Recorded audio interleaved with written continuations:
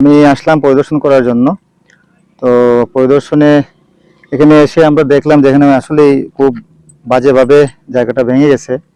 একদম পাশেই নদী, নদীর পানিটা একেবারেই কাছাকাছি। তো এখানের মাটিগুলো দেখতে পাচ্ছি যে খুবই মনে হচ্ছে যে স্যান্ডি সয়েল, মানে হার্ড লেয়ার নাই আসলে।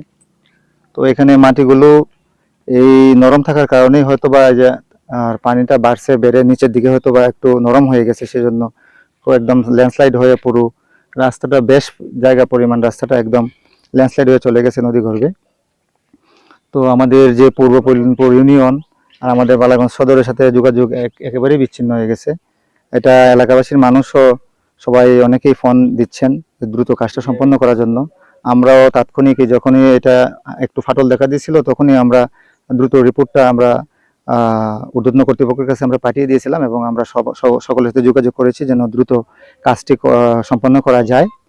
এবং আমরা আশা করছি খুব দ্রুতই সংশ্লিষ্ট ডিপার্টমেন্ট যারা এই কাজের সাথে জড়িত আছেন, পানি উন্নয়ন বোর্ড এবং এলজিডি, তারা কাজগুলো সম্পন্ন করে দিবেন এবং এলাকাবাসী খুব দ্রুতই সেই সমস্যা থেকে মুক্তি পাবেন এবং তারা আগের মতো স্বাচ্ছন্দ্য।